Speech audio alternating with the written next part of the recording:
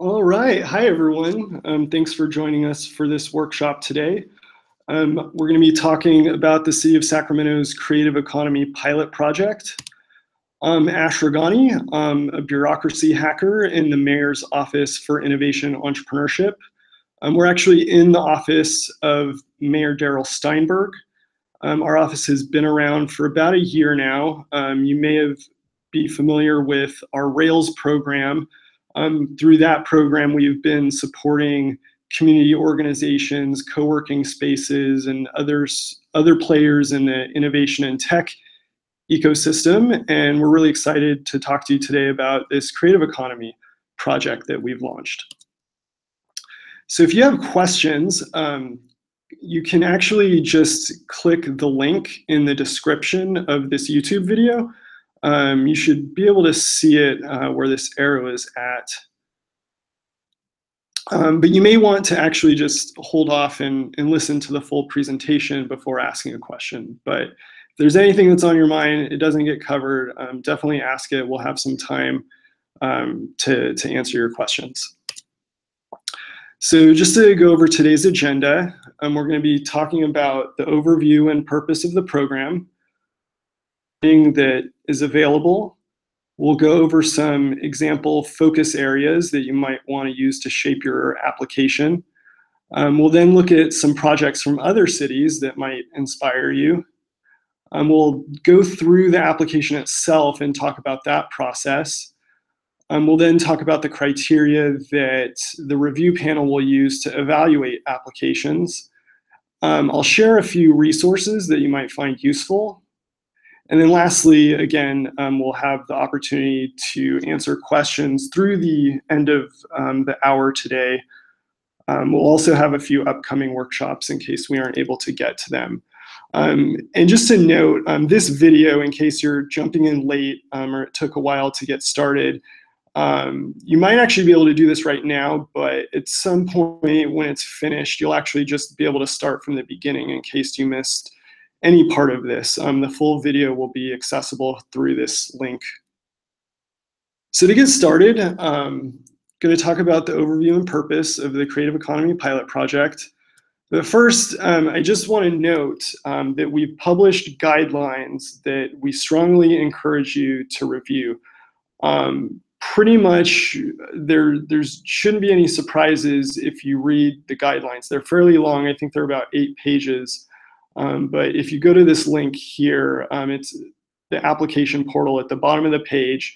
You can download the guidelines and learn more about this project.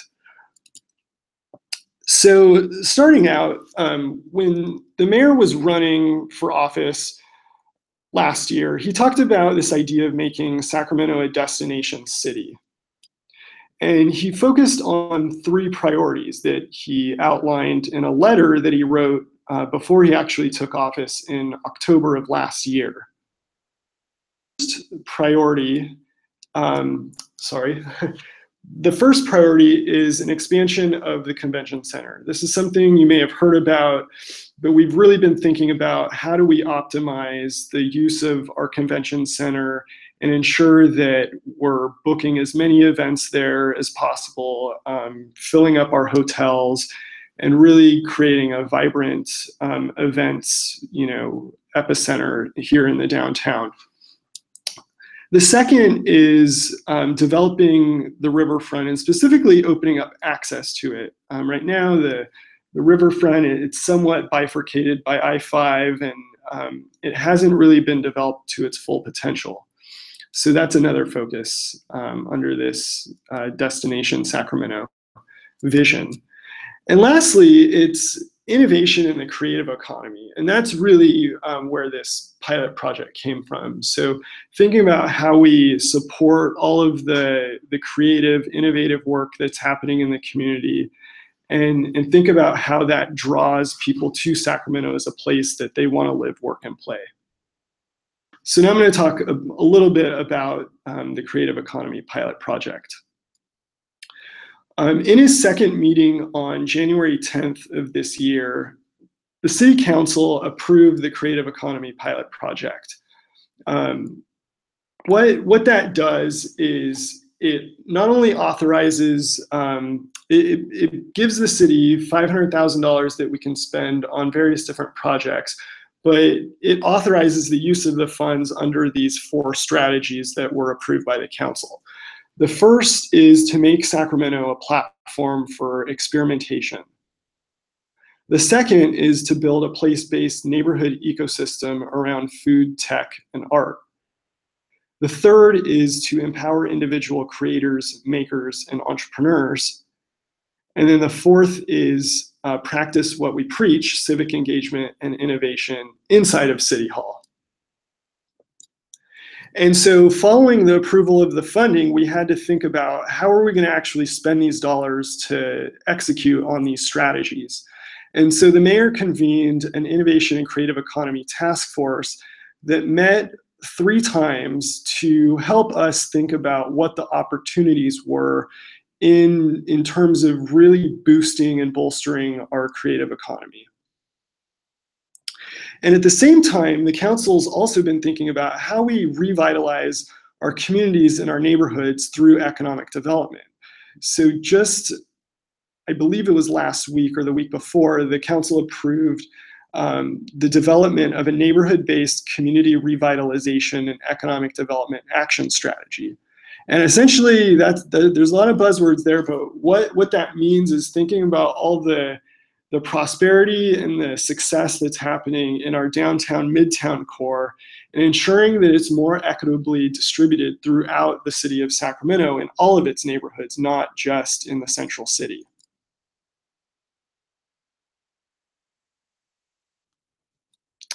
And so to the purpose of the pilot project specifically, what we're trying to do is fund projects that allow us to do testing and experimentation. We know that some things will be successful and some things won't. But by the city funding these projects, it's going to empower us to collect data and analyze that data to figure out what works well and what doesn't. And be able to think about the policies that the city has in terms of inhibiting or incentivizing creative economy projects. And then lastly, it's going to allow us to rethink our system. So thinking about the structures and the way we've organized ourselves to actually support the work of the creative economy. And so now I'm going to talk a little bit about the funding that's available under this program. So with this $500,000, we took the pot, we've divided it by 2, and then we've said we want to do a $5,000 micro grant and then a $25,000 regular grant. With those funding allocations, we'll be able to do at least 50 micro grants and at least 10 of these larger grants. It really depends on how much funding people apply for. But in total, that's going to give us 60 different opportunities, 60 different sources from which we can collect data, 60 different stories that we can tell about how Sacramento is supporting and trying to grow its creative economy. And again, this will help us inform future programs to potentially provide even greater support for these efforts in the future. It's worth noting that we've said in order to achieve this geographic equity priority that we have, that essentially each council district, not necessarily a neighborhood, but the council district would be guaranteed a minimum of 1 $25,000 grant and 2 of the smaller micro grants. Again, these are just minimums. It's very likely that many of these council districts will receive a lot more funding depending on the locations from which applicants propose to launch their projects. But we want to make sure that we're hitting every major area within the city. Again, this is coming back to our neighborhood-based community revitalization economic development action strategy. The next steps on that will actually be announced in August of this year. So it's worth noting that grantees are encouraged to collaborate. What this means is that even though one person might receive a $5,000 micro grant, for a single project that they have to do that alone. That's not the case. What can happen is various different applicants for the same project can apply for funding for a grant or a micro grant, and those dollars may be stacked. The only catch is that the applicant needs to address a different element of the project. So what we don't want to see are two applicants for a pop-up trying to do just trying to do pop-up times two. What we would rather see is one person apply for funding to do a pop-up, and then another person apply for funding to develop an arts curriculum on how you might implement a pop-up. So in that sense, the same pop-up is being leveraged to address different focus areas that we're interested in. And we'll be talking about these focus areas a little bit later.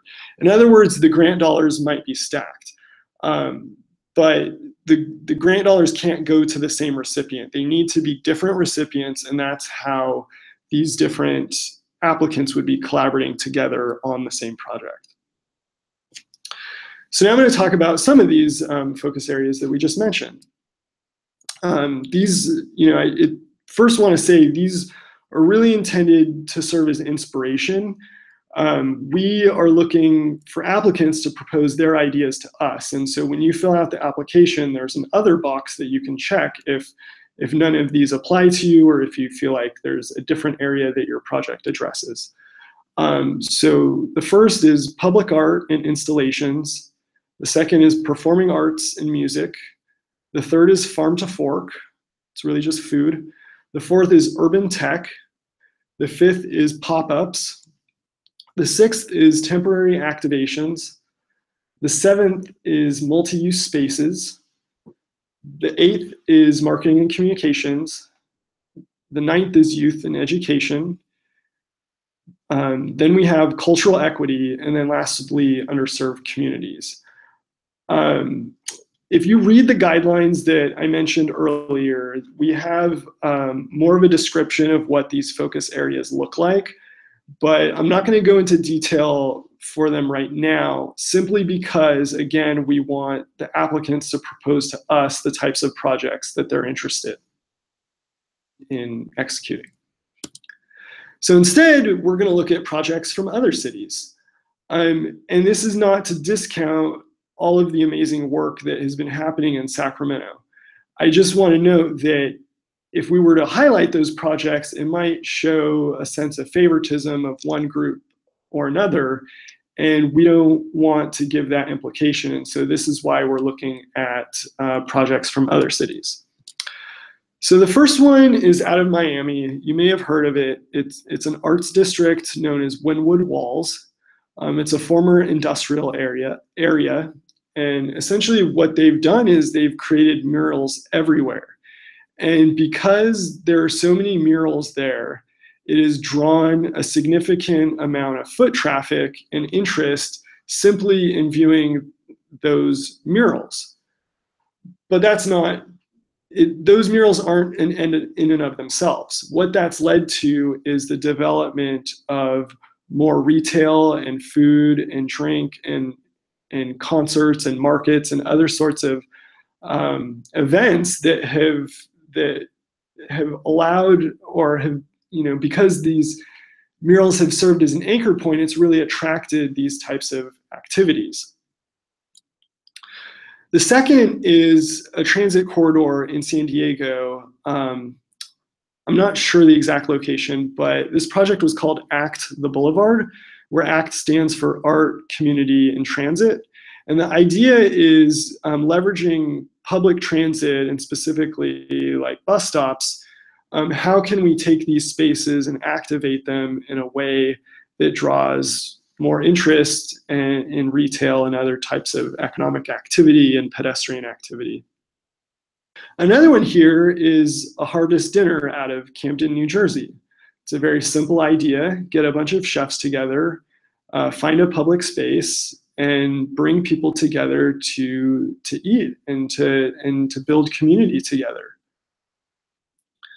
Another one here is the Umbrella Sky Project out of Aqueda, Portugal. And what I really like about this project is it's cheap. You can easily imagine how you might do this project with umbrellas and activate a walkway with one of these $5,000 microgrants. Another one here is a cyclist counter. This is a technology project out of Copenhagen, Denmark, and it simply counts bicyclists as they pass by. But it also serves as a signal, as something that can really encourage people to get on their bikes. And last one here is an event called Art Code out of Palo Alto that recently happened. And what they're doing through with Art Code is they're developing interactive art installations that are driven by sensors and data. And so you can imagine how you might plug an Internet of Things sensor that detects pedestrian activity and feed that data into an Arduino or some other device that could power LEDs to create some interesting artistic installations. So really it could be almost anything. Here's just another random list of ideas that we might be interested in funding. It could be festivals, parklets, public transit stops, spoken word poetry performances, street art, a pop-up park, silent disco, wayfinding, an Internet of Things hackathon, interactive LEDs, a vintage market, branding of a cultural district, busking activity.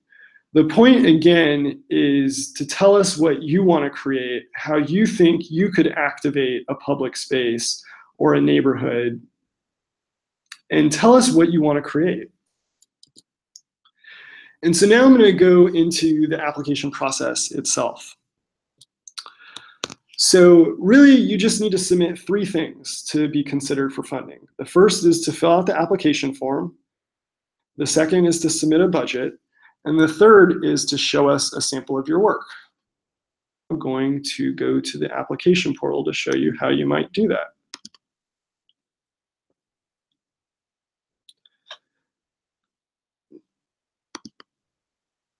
Okay, so if you haven't created an account, you can do one after you start the application. But here at the top, you have your name, email, phone number. Then we want to know how you're applying. Are you applying as an individual, or do you have a business entity? Are you a nonprofit? Are you a public agency? Are you something else? What's the name of your organization? The mailing address? This is basic contact information. Then we want you to tell us about your project. So we're looking for just a very short name, 50 characters. Help us, identify what it is when we get our stack of applications. And then tell us the focus area that you're interested in. We just covered those focus areas, and again, they're explained in the grant guidelines. But if you go to the bottom here and check other, if you feel like you have another idea that doesn't quite fit, this is where you would submit that. Then we want to know which grant category you're applying for. Is it a microgrant? Is it a grant? Are you not applying for funding at all? And so you might be wondering what that's all about. Essentially, we wanted to give people the opportunity to get help from the city if they need technical assistance with a project, but don't necessarily need funding for it. If it has to do with permitting or some other sort of designation, if they already have funding, but just want it as part of our storytelling as we report on the results of the Creative Economy pilot project, that's where you would submit that. Then we want to know how much money are you asking for. Then we want to know what the total project cost is. So the difference between the two, that the city is not covering 100% of the project.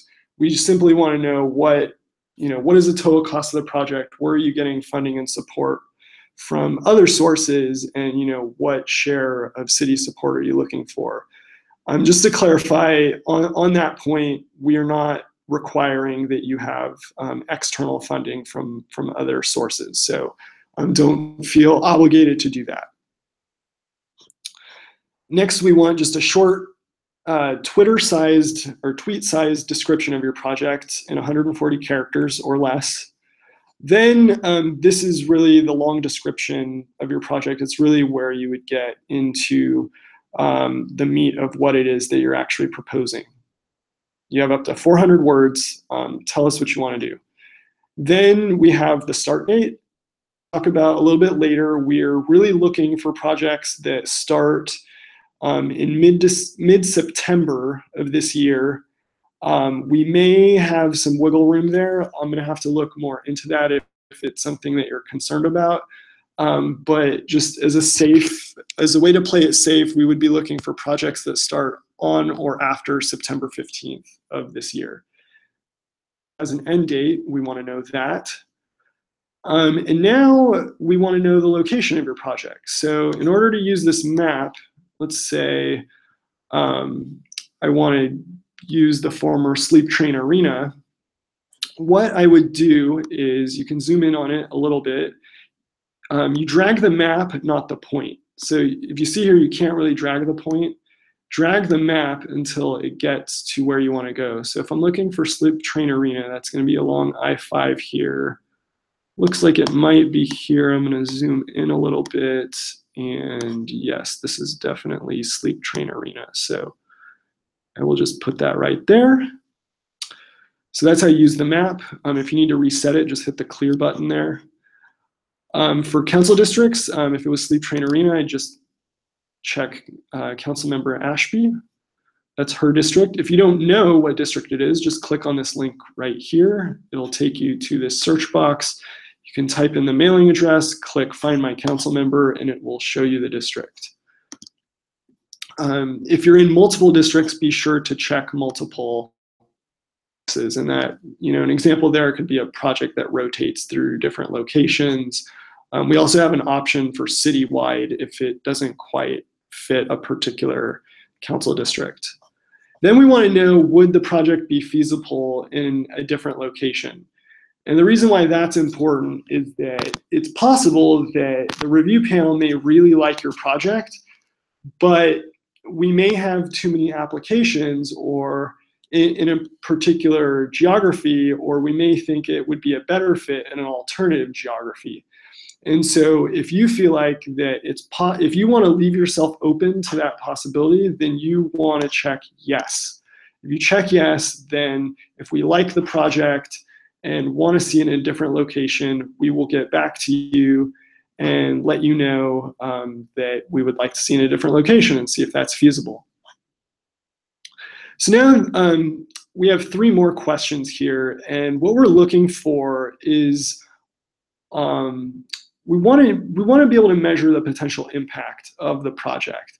As we'll talk about in a little bit, that's going to be 50% of the score of your application. So the first thing we want to know is, have you thought about, like, what does it mean to be successful? If your project succeeds, is successful, what does that look like? Is there an economic impact? Would it lead to increased retail activity? Is there exchange of goods and services or something associated with the project? Let us know there. Then with respect to social impact, we want to know specifically, does it serve youth, underserved communities, or does it address cultural equity? That's where you would add that there. And we're almost done here with the application. Lastly, second to last, we want a sample of your work. I'm going to really quickly show how you would create a quick and dirty way of sharing your work with us. So there's lots of free services out there. This example, I'm going to use Google Drive. Essentially, you would create a folder from here, click New Folder. I already created one called My Awesome Work. I'm going to drag an image off my desktop. Let's say that's part of the work sample that I want to share. I've now uploaded this image, which is in my folder. And so I can basically upload multiple files to this folder, and the way I can share it is through this drop-down, Get Shareable Link. Click that. Now it automatically makes this a public folder that anyone with the link can view the contents. So then I'm going to take this link, copy it, just to show you what that looks like. I'll open up a new link. There it is. I can double click on the picture and it shows up right there. So now all you need to do is drop that link into the work sample box. You can provide up to 3 work samples. And then lastly, we'll be looking for a budget. And so for the budget, you can click on the link here. It'll take you to this spreadsheet. I actually already have it open. Here in this blue box, we have instructions on how to use this budget. Basically, you can do one of 2 things. You can go File, make a copy, and then create a copy within Google Spreadsheets. Or you can go File, Download, and download a Microsoft Excel version. Regardless, you'll still need to download it in order to upload it back up to the application. So I'll show you the sample budget. This is an example of if somebody wanted to do murals, just made all of these up. So we have payments to muralists, project management, paint for the murals, ladder rentals, a boom lift, and let's promote it with some Facebook ads. So we have the quantities in this type of unit that each of these are, the cost per unit. Then we get to the total for each line item, and then you have the total at the bottom. And so hopefully that's pretty straightforward. If it's not, feel free to let us know and ask any questions on that. Again, you'll want to download a version and then upload it through this dialog box. Then you can preview your application, and then you can essentially edit it as many times as you want before the application deadline. The application deadline is July 30th, so you can continue to edit your application until you're ready to submit it. But when you're ready to submit, just hit submit and you'll be ready. Okay, so again, the timeline here, starting on July 30th, that is the application deadline, as I just mentioned. In September, we expect to notify applicants of a decision either way. Then in October, we will be able to distribute the grants. So I'm coming back to this start date for projects here on the left side. What needs to happen is the project or the portion that's being funded from the city needs to start after the contract date. And so we're basically anticipating that we'll have a contract date in early September. And so just to give a little bit of cushion, we're telling folks that your project should start on or after September 15th. If this is an issue, for example, if you're doing an annual event, something where the date can't change, it might be better to look up to a year out. So we're anticipating that the contracts will be 12-month contracts, and that you would be able to go up to 12 months out in order to execute on a project. So we're recognizing that there may be stuff in motion that this would be a good fit for, a good way to get support from the city, but unfortunately, we also recognize the timing may not work out for everyone. I have a big asterisk that says subject to change. It's something we're working on. We can look more into it if it's an issue. But just to be safe, we're looking at on or after September 15th. Okay, so now to the criteria that's going to be used by the review panel. And just so you know who will be on the review panel, it will consist of 3 city staff and 6 members of the public that are appointed by the mayor. We don't know who those people are yet. In order to avoid conflicts of interest, we want to see who submits an application. We want to ensure that there aren't any strong linkages between the people who serve on the review panel and the people who are submitting applications. And so once we have that review panel appointed, we will let everyone know, but it's really the month of August that they're going to be using to evaluate applications. And they're going to evaluate applications based on the following criteria. So half of the score for each application will be on the project's estimated on its potential impact. That could be its economic impact, its social impact. It's really impactful if it's something that can be scaled, can it be replicated throughout the city? So that's what we mean by impact. Is it some sort of progress? Is it improving an area? Next up, we have the geography itself. So we're calling that place-based need. So thinking about, does the project actually improve the space where it's being implemented? And so that's what we mean by placemaking potential. Then we want to know, is it actually feasible in the particular geography that's being proposed? As mentioned earlier, in the application, we may counter-propose a different geography based on the type of project if the applicant is willing to let us do that. Then lastly, we want to know what your capabilities are as an applicant. And the question always comes up, what if this is something I've never done before?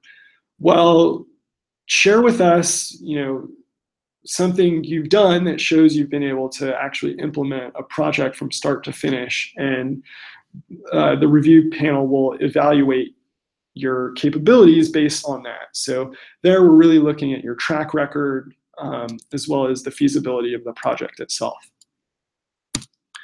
All right, so getting close to wrapping up here. Before we get to questions, I want to share some resources. This slide deck, as soon as this live stream is over, we will post a link to it in the description of the video as well as on the application portal website. So speaking of which, the application portal is really the place where we're continuing to update information. It's this cityofsac.forums.fm/creative-economy. You'll be able to just click that link or copy and paste it when this is online. It's also in the description of the video.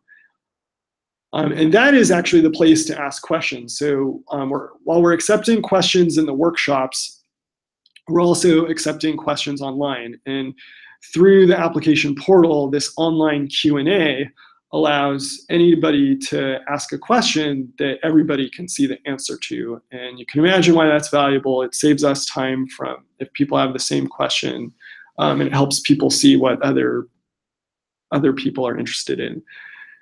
Then we set up a Facebook group. It's a public Facebook group, and there we're not asking people to ask questions about the project, but instead that is a space where you may be interested in collaborating with other people who have similar interests. And so we're not quite sure if people are going to use that, but it's there. We hope you'll think about joining it. We hope you'll jump into the conversation. We'll also be sharing other information as we find it in that group, and hopefully spurring some more dialogue about not just this project, but Sacramento's creative economy in general and how we continue to grow that. So this is our first workshop. It's an online workshop, obviously. We will also be doing public in-person workshops. So the first one of those will be next Wednesday, July 5th. That's going to be at the Art Institute. We don't even have a registration page set up for that yet, so look for that later today. We do have a registration page set up, though, for the one at City Hall. That's going to be on Monday, July 10th. And again, we will continue to update the application portal as new dates are announced. Lastly, we have some inspiration for you. So if you're still confused, if you're not sure what you want to propose, some great resources here. The first is the Project for Public Spaces. It's a great resource. The next is called the Scenic Route. That's by Transportation for America, really thinking about the intersection of transit and placemaking. And then the last one is Ground Play, which is a project out of San Francisco where they've done a number of different initiatives in this space. Then none of these other resources are useful to you, or you have some other question that can't be answered through the Q&A portal, feel free to shoot us an email at mofi@innovatesac.org, and we'll be happy to answer them. So again, please read the guidelines. The guidelines have plenty of information in them, lots of information that we didn't cover in this workshop. So just know that that's a resource. Again, it's at the bottom of the application portal. So hopefully you will have a chance to read those before submitting an application. Okay, so now we're going to get to questions. Looks like we have about 25 minutes left. We may not use the whole time.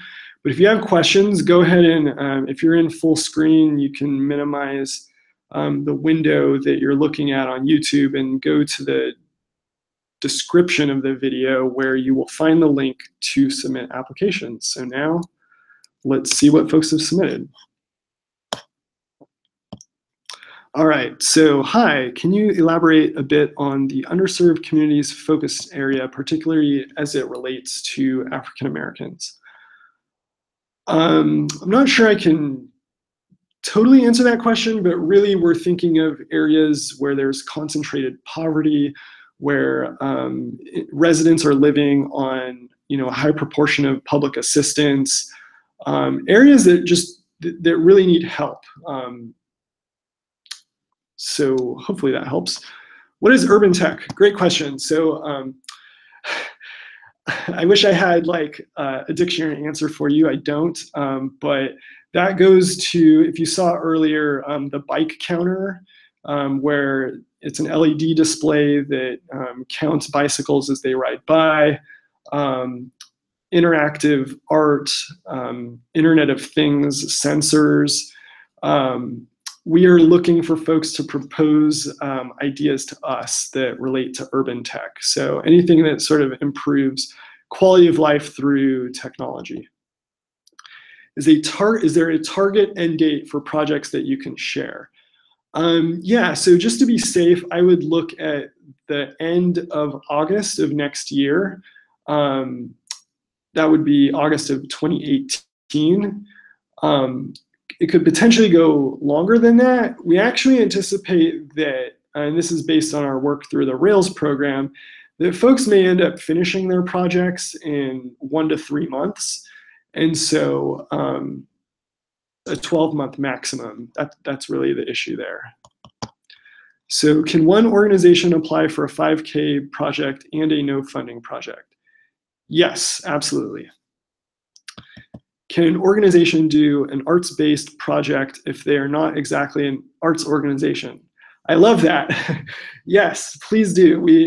Creativity comes from all places, and we're looking to empower all types of individuals, all types of organizations. Really what we're looking for is the vision to improve a public place, a public space, a community, and catalyze some economic activity and pedestrian activity. So can one person apply for different projects in separate locations? Unfortunately, we're only allowing a maximum of 2 applications per person, per applicant. So that would be, and that's actually 1 application per grant category. So really, the max that you could apply for is 1 $5,000 micro grant and 1 $25,000 larger grant. So that would be a maximum of 2. Unfortunately, we're anticipating such a large response to this project. We wouldn't be able to review all of the applications if we allowed multiple applications. So sorry about that. Really, hopefully you'll go for the one that's of most interest to you. And now I lost my space. Okay, so if a person wanted to open a retail shop, would commercial space rental costs be an allowable budget request? And how would liability insurance requirements be applicable to a project like this? Great questions. Yes, you could directly use the funding from the grant to pay for a lease. this is really important, what I'm about to say. So you can use the funding for rental costs that could, essentially pay your monthly rent to a landlord.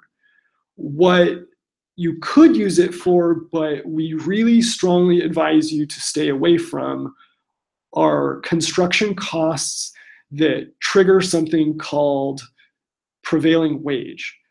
I don't even really know what prevailing wage is. I don't even really know how to explain it.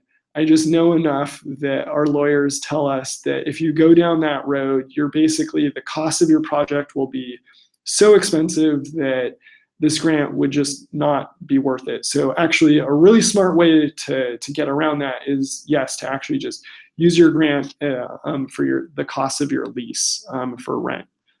And then, so the other question here is, how would liability insurance requirements be applicable to a project like this? Glad that question was asked because I didn't cover insurance. We have on the application portal, let me see here, let me go back.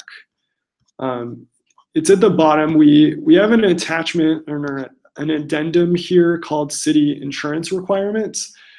And we're recommending, I actually have it open right here. We're actually recommending that the best way to get insurance is to download this document and to send it to an insurance agent. Insurance can be really complicated, and so the best thing to do is to have a professional who understands the insurance world look at the city's insurance requirements, to then have you tell them what it is that you're interested, and then have them tell you what exactly that's going to require. Essentially, we require $1 million worth of general liability coverage, and then there are some other requirements under here, particularly this thing called an additional endorsement. But essentially, it's $1 million in general liability. We found that many organizations already have this coverage. It's really the second piece, this additional endorsement that they need. And then there's some specific requirements of how that should be addressed. But we also have, and I just learned about this last week, so it's really exciting. This last paragraph on the insurance requirements page, we have people here at the city in our risk management department that not only can potentially provide you with insurance at a reasonable cost, or provide you a list of companies that can provide you insurance, but they can actually answer any questions that you have related to insurance. So just give them a call at this number and let us know how it goes. I'm kidding there a little bit, but honestly, this is an area that is relatively new to us. Generally, when we support projects, they're one-off projects. So we deal with the insurance in one fell swoop.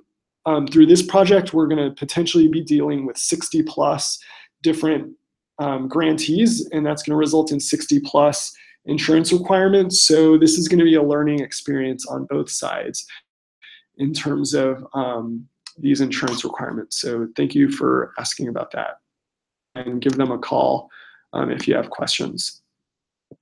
Where was I? Oh, here we go. Okay. So my agency is a public agency that has a nonprofit arm. Can each entity apply for this grant independently? So the answer to that is yes, if they are separate entities. I will just say that's sort of like a loophole. And so I wouldn't strongly encourage that, because the intent and spirit of the program would be to avoid that type of quote unquote double dipping. And so it's highly, highly unlikely that the review panel would award a grant to both entities. And so even though that could technically be allowed, so I would honestly avoid that. But yes, technically each entity could apply for the grant independently. Hi, Ash, great talk. Thank you for explaining. You're welcome. Can an applicant apply for more than $25,000 for the one project, or is that the max per project? I understand the stacked concept, but more interested to know if the city would consider investing in more funds. Unfortunately, not at this time. The max that you can apply for is $25,000 and per project, and it sounds like you understand the stacked concept, so I won't go into explaining that. The point about investing more funds, really, we're looking towards the future on that. We're trying to essentially make a lot of small bets, and through these small bets, we're going to see what works, what doesn't, and then that'll help us learn about where we want to strategically make larger investments in the future. Will there be an opportunity to see other proposals for thinking about collaboration concepts, i.e., how do you see facilitation to marry concepts and orgs to maximize grant dollars and activation? Super good question. So I think the workshops, number one, that would be a good opportunity as sort of a networking opportunity to just talk to other people and figure out what it is that they're thinking about applying for. Next, I mean, that was really the purpose for why we set up that Facebook group. Circle back with the links to that when we share this presentation a few minutes after 1 o'clock today when this live stream is over. And so through that Facebook group, the public Facebook group, you'll be able to talk to other people, interact with them. But yeah, it's beyond that, it's sort of hard to see how the city could really facilitate that type of process. So beyond the in-person workshops and the online engagement, if you have other ideas, we're open to that. If you want to shoot us an email, like for example, if you want us to take your desire to collaborate with someone and share it on social media, I think we'd be happy to do that. So just let us know. When will the mayor appoint a review panel? Great question. It should be before the end of, before July 30th, because we're basically on July 31st, this review panel is going to hit a running start. So it'll be later this month. If the intent behind that question is to figure out whether or not you should apply for a project, if you're trying to pick between doing a project and applying and being on the review panel, shoot us an email, let us know. We'll see if we can get that straightened out for you. Can a child development center for high-risk youth ages 18 to 25, gosh, these keep disappearing when new questions come in, be considered? Yes, so as long as it, if the purpose is strictly to support job training, for something that's not related to a creative profession or something that's not inherently creative or place-based in nature, it would be considered, but I don't know how high it would score. But again, we're looking for creative projects. So yes, the training facility could apply as long as the project fit the criteria that we were looking for. So yes, nonprofit educational facilities can apply. Sorry, I keep losing my space. And then women's outreach projects. Yes, we're pretty much open to anything. So yeah, just get an application in for sure. We're not an arts org, so we don't have samples. Your thoughts on what to share. Tell us what you've done. Show us something that a project that you've completed. Show us that you can take an idea and make it reality. That's the best advice I can offer there. Could we apply for our concept, which involves other brands, and then also apply those other brands that are within our concept? There are no confirmed brands as of yet, but more likely offering them a grant for jumping on board. I'm not sure I understand that concept, but I'll just go back to my earlier point that multiple applicants can submit applications for the same project as long as it addresses a different focus area. So hopefully that addresses that. Do you have to live in the district where your project is proposed? No, you do not have to live in the district. The project just has to be in that district. What about reopening a closed down elementary for child development, child care for high-risk youth? So, okay, so that is a really compelling project. there's clearly a need for that. I don't know that, unless it addresses some sort of element related to the creative economy, I don't think it would apply. Reopening closed down spaces. Yes, that's a perfect example of the kind of thing that we want to support. Is something that used to exist, it's now out of business, it's now just nothing being used. Activate that space. Tell us how you're going to do it. Are there any particular area in the Sacramento County that you're more interested in jumpstarting? So just to clarify on that point, we're looking only within the bounds of the city of Sacramento.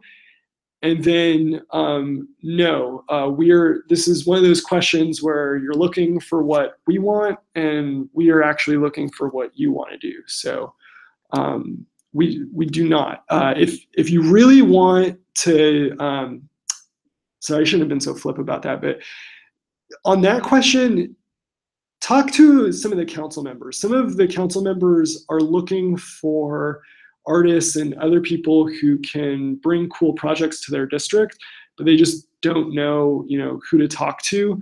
And those council members, they know their districts. They would know areas within the city that would be good for jumpstarting.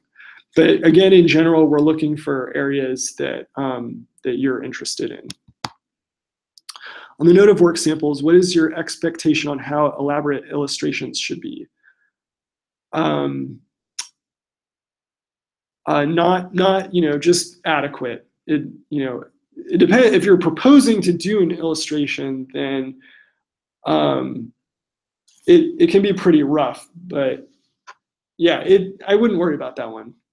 Just sufficient for the judges to judge it. Can Sac County Christian-based organization apply? Yeah, so as long as the project, faith-based organizations can apply for grants as long as the project is open to the public. So as long as it doesn't, as long as it's not like a quote unquote religious project that is only for people of a particular faith or religion. But yes, happy to fund the work of faith-based organizations. Would development of a website that helps to cultivate a stronger network of local artists be eligible? Absolutely. In fact, that fits under the marketing and communications focus area that we had mentioned earlier. Used to purchase equipment. Yes, and you would own it. Would like to know if marijuana-related applications that focus of your requirements could be considered. Yeah, they could be considered as long as it's legal. Honestly, that's something we haven't thought of. Nobody's asked us that before. So go ahead and submit the application. It's hard to say,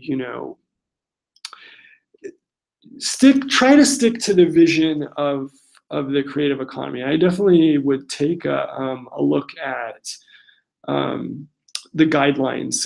So if it is marijuana related, like make sure that you're really addressing some of the big picture types of goals that we're looking for.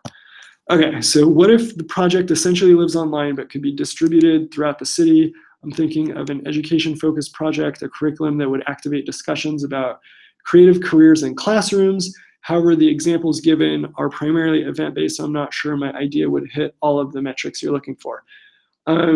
So I would, number one, I think that would fit under the youth/education category. And, education doesn't necessarily have to be youth, but that would totally work. And just for the geography, that's an example of something that would be citywide. And there was an earlier question about a website. And so, same thing. It's a citywide project that fits under marketing and communication. So definitely it would fit. I would say on the metrics, you'll just have to be creative about how something that's online actually creates an impact in the physical world. That's the only trick. They're definitely not mutually exclusive, though. You can think about how apps are connecting people. Like, for example, this was advertised on Eventbrite. Eventbrite brought you to it. It's online platforms can lead to offline activity. So definitely a good fit. Are there residency requirements? I'm new to Sacramento. No, there are not residency requirements. Okay, so I think that's it. So I'm going to go ahead and wrap up the webinar here. I'll kind of leave on this page so you can see if the resources that we have available. If you still need to get a hold of us, contact us at mofi@innovatesac.org. If you have more questions, again, please don't email them to us. Please submit them on the online Q&A, and we will get to them usually within about 24 hours. So thank you, and hope you submit an application.